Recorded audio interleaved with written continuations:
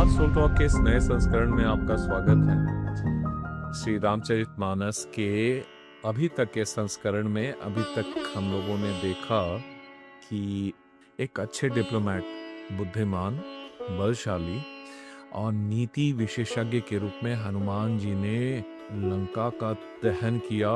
दहन करने के बाद जाकर करके वो वापस सीता जी के पास जाते हैं और उनसे अनुरोध करते हैं कि जनक सुता माता, जैसे राम जी का चिन्ह आपके लिए हम लेकर के आए थे, अब यहाँ से हम वापस जा रहे हैं, तो कुछ हमें भी ऐसा दीजिए ताकि हम राम जी को भी दिखा सकें कि आप सुरक्षित हैं।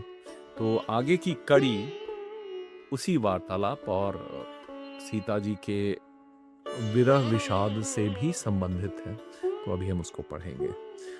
मातु मोहि दीजे कछु चीन्हा, जैसे रघुनायक मोहि दीन्हा, चूड़ा मणि उतारी तब दयऊ, हर्ष समेत पवन सुत लयो। ये बात जो मैंने आपको बताई, हनुमान जी ने कहा कि माता मुझे कुछ चिन्ह दीजिए, कुछ ऐसा पहचान दीजिए जैसा रघुनाथ जी ने मुझे दिया था।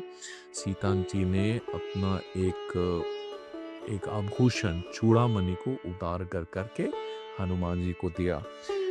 फिर कहा कि वो विरह की बातें अब आप कृपया सुने। कहे हु तात असमूर प्रणामा, सब प्रकार प्रभु पूरन कामा, दीन दयाल विरदु संभारी, हरहु नाथ मम संकट भारी। ये श्री रामचरितमानस का बड़ा प्रसिद्ध लाइन है। कृपया इसको, जब भी आप बहुत जगह इसको देखेंगे यह पंक्ति लिखी हुई, मूलतः इसका मतलब होता है कि हे नाथ, हम संकट में हैं, हमको उबारिए। जानकी जी कहती हैं कि जाकर करके हनुमान राम जी को मेरा प्रणाम कहना और कहना कि आप को किसी प्रकार की कामना नहीं है, आप सारे कामना, सारी इच्छाओं से परे हैं, लेकिन दुखियों पर, दीन दुखियारियों पर दया करना ये आपका धर्म है, ये आपकी प्रकृति है, ये आपकी प्रवृत्ति है। तो मैं विरध हूँ, दीन हूँ, तो दीन दयाल विरिदु संभारी, हरहु नाथ मम संकट भारी। हे नाथ, ये संकट बहुत बड़ा है, इसको हरिए। तात सक्र सुत कथा सुनाएहु, पान प्रताप प्रभु ही समझाएहु, मास दिवस मोहु नाथ न आवा, तौ पुनि मोहि जियत नहीं पावा।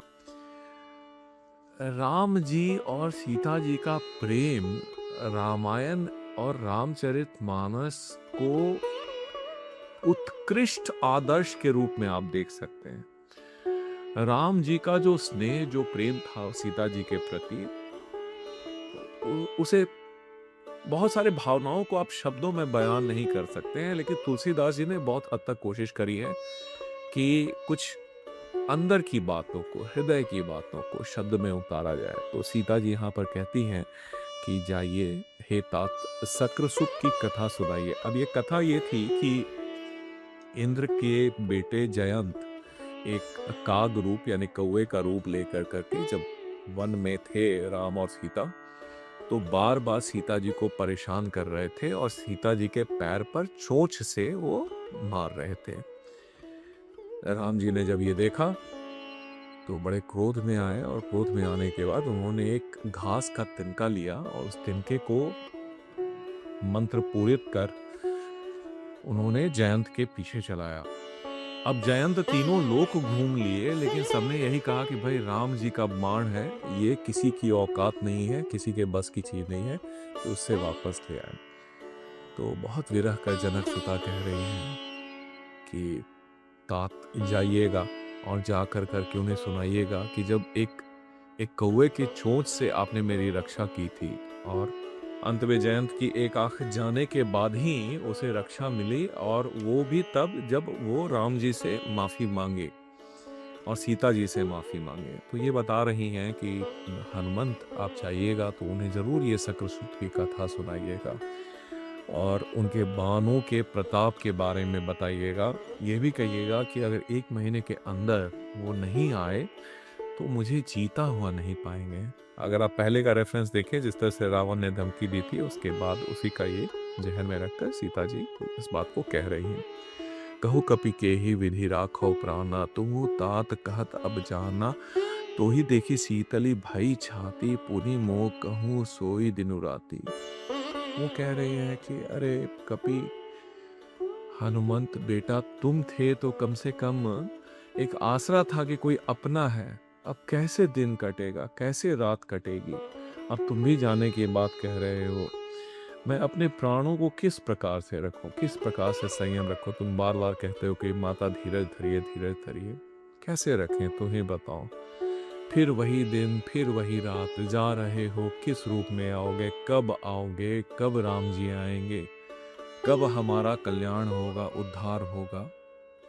कोई भी विरहाकुन नारी इन्हीं शब्दों का इस्तेमाल करती हैं। सीता जी के जगह आप किसी को भी रख कर करके सोचिए तो उसी तरह का कष्ट हो रहा होगा जैसा माता सीता को हो रहा था वहां पर। जनक सुतहि समझाई, करी बहुविधि धीरज उतीन, चरण कमल सिरुनाई कपि, गवनु राम पही किन्ह। हनुमान जी ने बहुत तरीके से सीता जी को समझाया, जानकी जी को समझाया, धीरज दिया। और इसके अलावा कोई कर क्या सकता है ऐसी परिस्थिति में।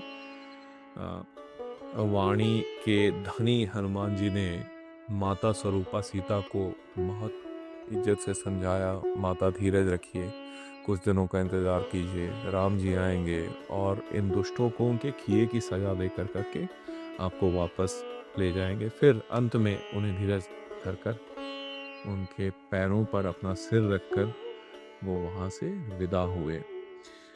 चलत महाधुनि गर्जेशी भारी, गर्भ अस्त्र वही सुनि निशिचर नारी, नाग ही सिंधु एहि पार ही आवा, सबद किलकिला कपिन सुनावा।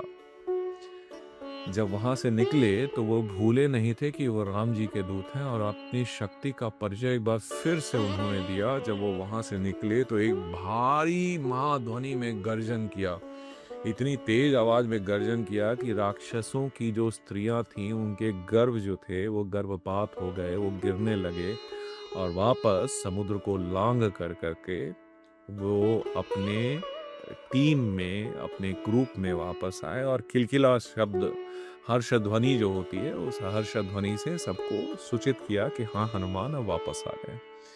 ये कॉमन साइकोलॉजी है, आप कृपया समझें कि खुशी के समय आपकी बोलचाल, आपका बॉडी लैंग्वेज, आपकी वाणी बदल जाती है। हनुमान जी और उनका पूरी टीम जो दक्षिण दिशा गई थी, वो सभी के प्राण संकट में थे कि भाई सीता जी अगर नहीं मिली तो पता नहीं हम लोग जीवित बचेंगे कि नहीं। हनुमान जी एक तारनहार के रूप में गए, महामानुष का काम किया उन्होंने। लंका गए, लंका को जलाया, सीता जी से मिले, सीता जी का कुशल क्षेम पूछा, उन्हें ढांढस बनाया, वापस आए। तो इसमें तो हर्ष ध्वनि बनती है। और जब इनकी आवाज को बाकी लोगों ने सुना तो सभी समझ गए कि भाई हनुमान जी ने रघुकुल का, रघुराया का काम कर दिया है। हर से सब विलो की हनुमाना, नूतन जन्म कपिन तब जाना, मुख प्रसन्न तन तेज बिराजा, किन्ह से रामचंद्र कर काजा। हनुमान जी को देख करके सब बड़े हर्षित हुए, बड़े खुश हुए। सभी को लगा कि जैसे नया जन्म हुआ। हनुमान जी वापस आ गए, सारी बातों को उन्होंने बताया तो सभी बहुत खुश हुए कि भाई चलो अब चलते हैं राम जी के पास और उन्हें जाकर अपनी उपलब्धि के बारे में बताते हैं कि किस तरह से राम काज को उन्होंने किया है। मिले सकल अति भय सुखारी, तलफत मीन पाव जिमिबारी, चले हरसी रघुनायक पासा, पूछत कहत नवल इतिहासा। सभी हनुमान जी से मिले, बहुत सुखी हुए। जैसे जल बिन मछली का हालत होता है, वो तड़पते रहती है, वही हालत बानरों की थी। और हनुमान जी जब आए तो लगा कि प्राण वायु वापस आया है। अब जो है सभी एक दूसरे से बात करते हुए हनुमान जी से उनके द्वारा किए गए सारे कार्यों की जानकारी लेते हुए वो सभी रघुनायक के पास चले। तब मधुबन भीतर सब आए, अंगद सम्मत मधु फल खाए, रखवारे जब बर्जन लागे, मुष्टि प्रहार हरत सब भागे।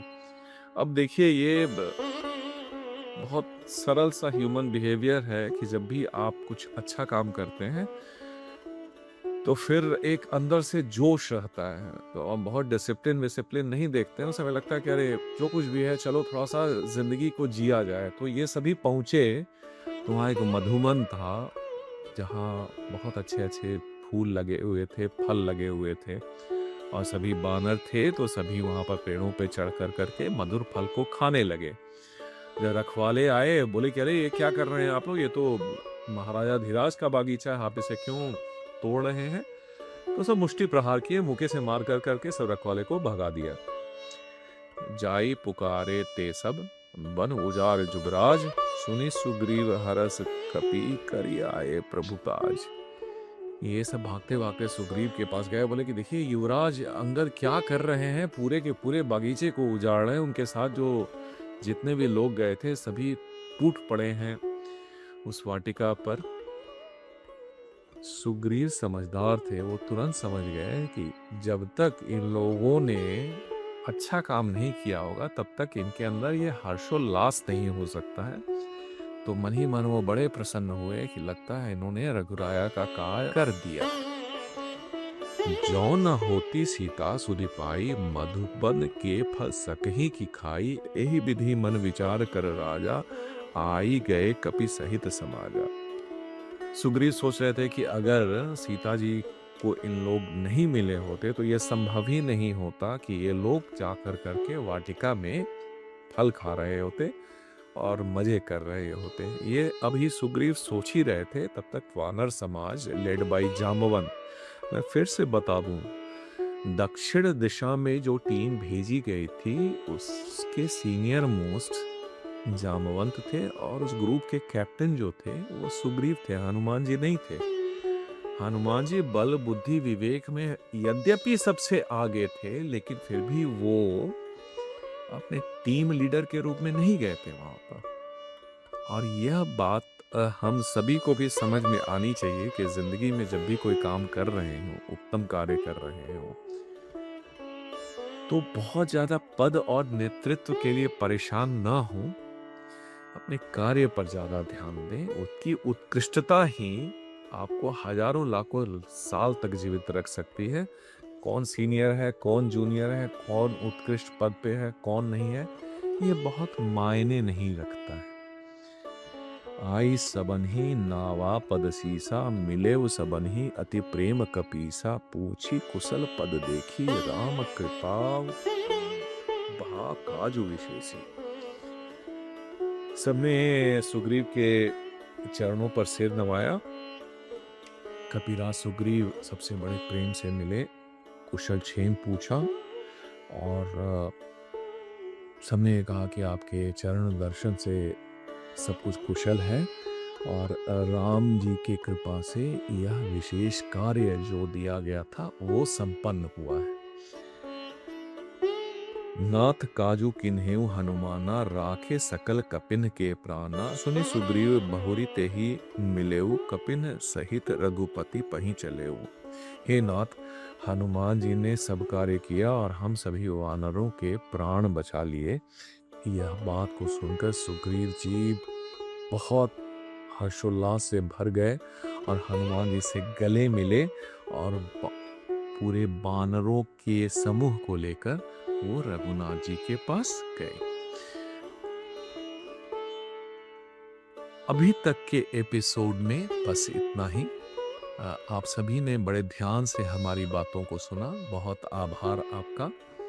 रामचरितमानस के हर एक शब्दों में एक आदर्श व्याख्या ही नहीं है, जीवन जीने का बहुत सारा उसूल है। अगर आप ध्यान से भी सुनेंगे या इन बातों को अपने जहन में रखेंगे भी, तभी आपको लगेगा कि इन सारी बातों की अहमियत हमारे आम जीवन में, आज के जीवन में भी है। यानी इसकी सारगर्भिता समय में बंधी हुई नहीं है, तब भी रेलेवेंट था, आज भी रेलेवेंट है। बहुत आभार आपका। अगले संस्करण में हम आपसे फिर मिलेंगे। अनुरोध होगा कृपया चैनल को सब्सक्राइब करें और अपनी टिप्पणी अवश्य दें। ताकि हम भी समझ सकें कि किन जगहों पर हम गलती कर रहे हैं। राम जी की कृपा आप सभी पर रहे। इति कुमार अनुज।